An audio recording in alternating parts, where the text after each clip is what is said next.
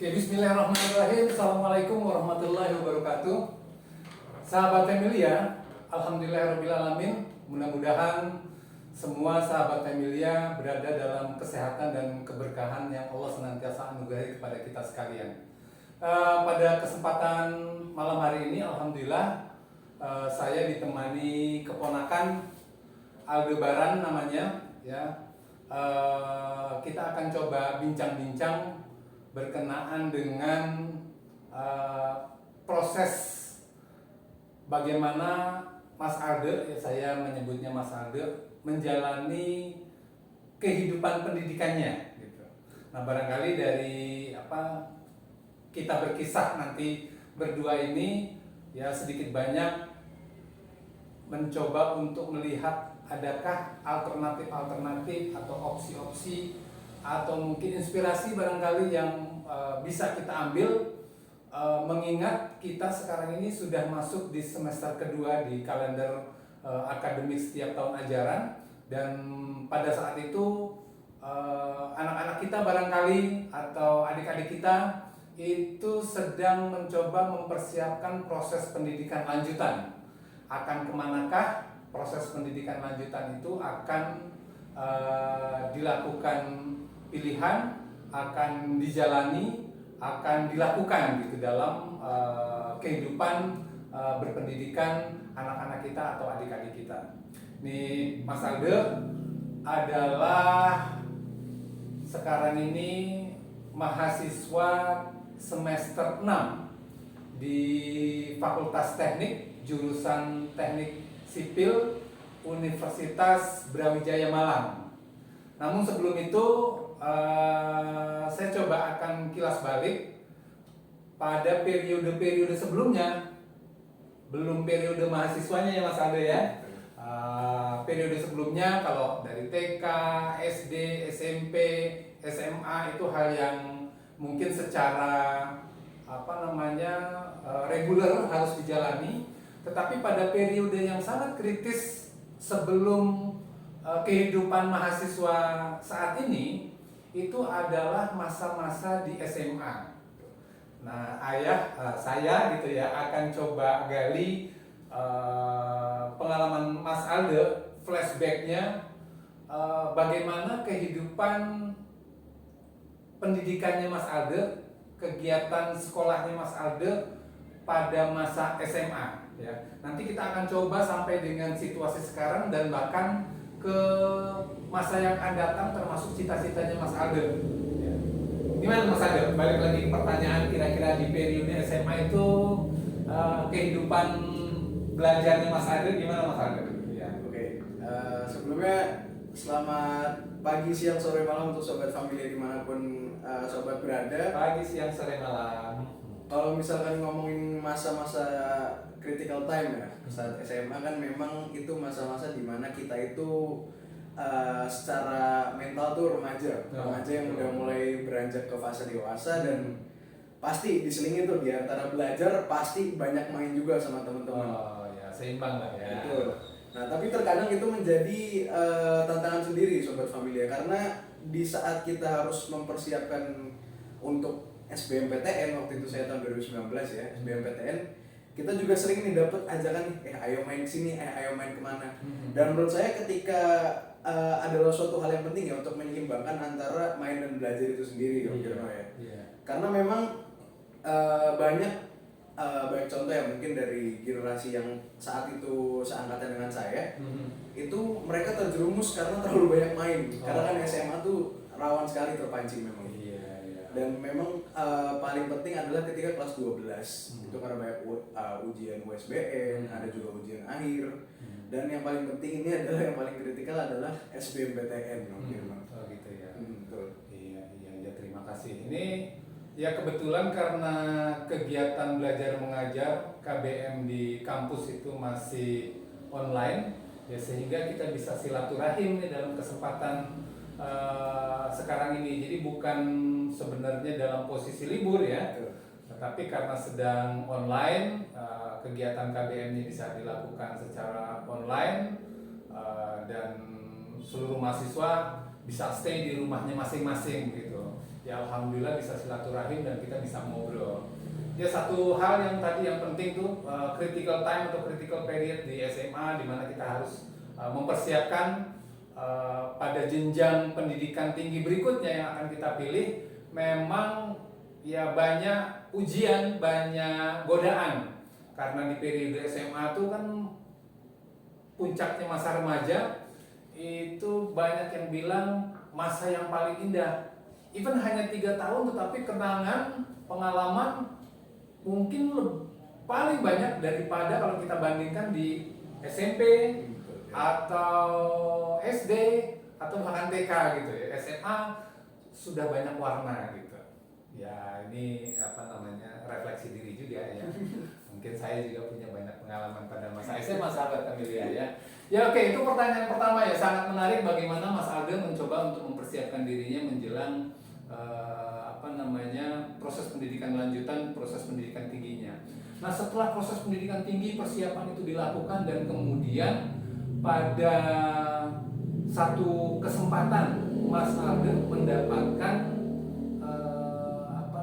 kemungkinan ya yang positif diterima menjadi mahasiswa Fakultas Teknik Sipil ya, Fakultas Teknik di jurusan Teknik Sipil di Universitas Brawijaya Malang. Bagaimana perasaan saat itu, Mas? Jujur itu bulan-bulan apa ya? Kalau nggak salah pertengahan 2019 antara bulan Juli ya kalau nggak salah ya. Itu saya terima pengumuman itu di rumah, saya bukanya di rumah Om. Dan itu kebetulan lagi ngumpul sama teman-teman. Jadi teman-teman itu bareng nungguin untuk membuka hasil SBM itu.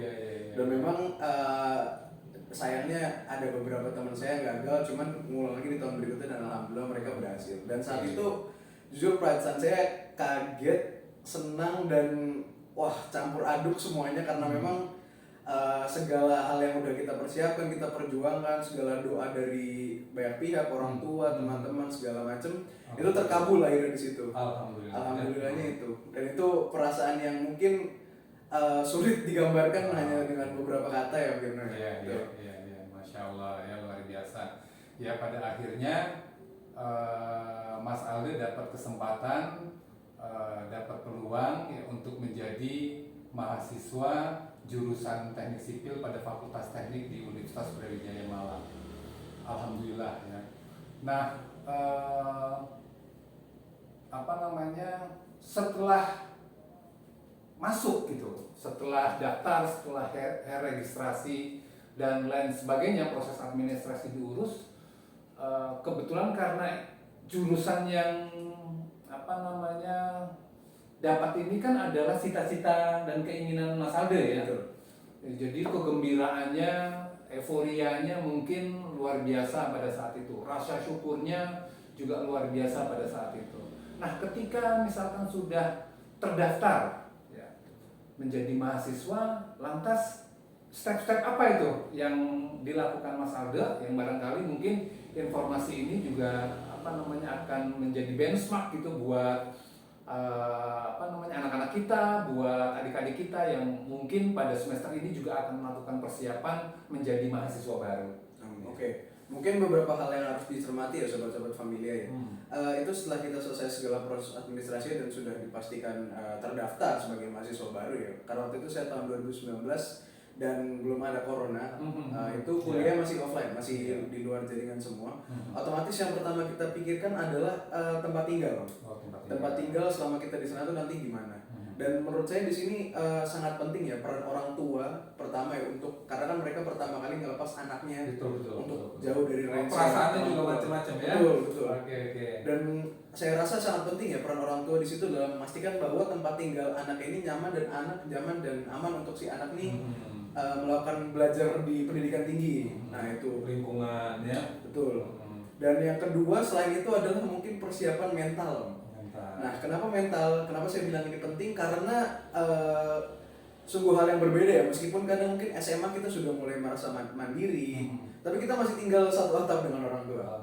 Dan ketika di sana udah kita stand on our own feet. Oke. Betul, kita berdiri di atas kaki sendiri. Jadi apapun yang terjadi sama kita, apapun yang bakal kita lakukan, semua jadi pertanggungjawaban diri sendiri. Itu mahasiswa secara literal. Ya, jadi memang itu juga bagian dari proses pendewasaan itu ya.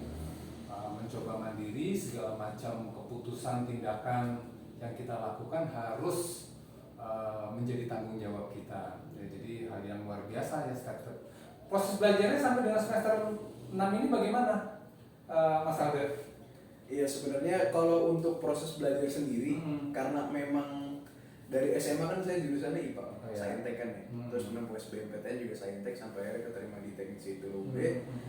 Dan memang ketika masuk di Teknik Sipil itu, kalau di UB sendiri dia memang pengerucutannya langsung tajam sekali Om.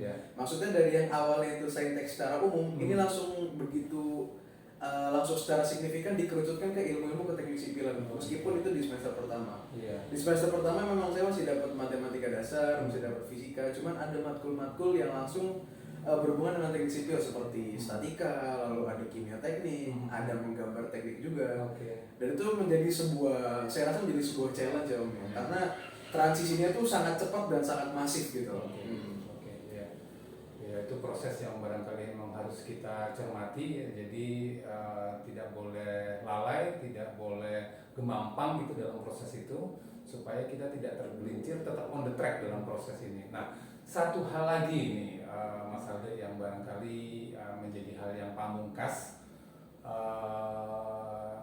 dari SMA punya jurusan yang diimpikan. Sekarang in proses sudah di semester 6 dan ya kita doakan sama-sama mudah-mudahan proses ini sampai dengan kelulusan nanti Mas Alde, Allah senantiasa memberikan kelancaran, kemudahan dari apa yang dilakukan dalam effortnya untuk menyelesaikan studi S1-nya di jurusan Teknik Sipil Fakultas Teknik di Unibrau ini ya. Lantas apa cita-cita Mas Alde ya ke depan seandainya background yang sekarang Mas Alde punya di teknik sipil ini sudah bisa diselesaikan, nanti insya Allah tinggal beberapa semester lagi gitu ke depannya Mas Alde ya, apa yang ingin diraih, apa yang menjadi objektif, sasaran, cita-cita, dreamnya Mas Alde ke depan, Mas?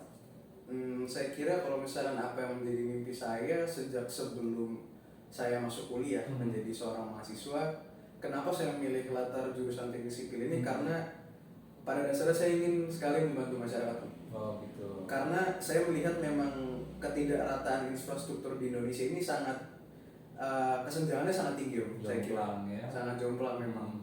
Dan saya berniat sebagai seorang engineer yang nantinya punya ilmu di bidang tersebut, saya ingin membantu. Istilahnya meskipun tidak bisa menyamaratakan secara keseluruhan pun sedikit demi sedikit kita membangun Om. Dan itu yang selalu saya pegang sampai sekarang. Dan entah nanti ketika kerja saya akan ditempatkan di posisi apa, yang penting saya yakin bahwa dengan kemampuan yang saya miliki, saya bisa membantu lebih banyak orang. Karena selalu saya ingat salah satu fungsi mahasiswa itu adalah agent of change, agen perubahan, dan saya ingin menjadi bagian dari agen perubahan itu. Satu lagi yang terakhir nih sahabat pemilih, jadi penasaran gimana caranya kita mempersiapkan step by stepnya ya, one by one-nya gitu untuk dalam rangka cita-cita besar tadi tuh Mas Alde. Kalau dalam rangka cita-cita mungkin karena memang dari SMA ke kuliah pasti ada transisi, dari kuliah ke dunia kerja pasti transisinya nanti lebih besar dan masif lagi. Saya rasa jangan pernah malu untuk belajar dan bertanya, meskipun kita tidak tahu sama sekali mengenai hal ini, tapi saya selalu ingat beberapa kakak tingkat saya menyebutkan suatu frasa yang berbunyi learning by doing. Jadi belajar sembari melakukan hal tersebut, itu yang penting. Baik, Masya Allah, luar biasa sahabat Emilian. Itu obrolan singkat dengan Mas Alde ya, keponakan yang mungkin mudah-mudahan bisa menjadi wacana, mungkin mudah-mudahan bisa menjadi sebuah deskripsi gitu dari anak-anak kita atau dari adik-adik kita gitu yang mungkin pada semester ini sedang mempersiapkan untuk menjalani atau mencari pilihan dan menjalani pilihan-pilihannya dalam rangka lanjutan studi di pendidikan tinggi. Terima kasih Mas Aldo ya. Terima kasih. Obrolannya sangat bermanfaat, ya mudah-mudahan menginspirasi untuk anak-anak kita dan adik-adik kita dalam rangka mempersiapkan jenjang pendidikan lanjutannya, jenjang pendidikan tinggi berikutnya gitu ya. Terima kasih dan kita sudahi. Nantikan vlog berikutnya, sahabat Familia sekalian ya. Terima kasih. Bila taufiq wal hidayah. Assalamualaikum warahmatullahi wabarakatuh. Oke, mantap.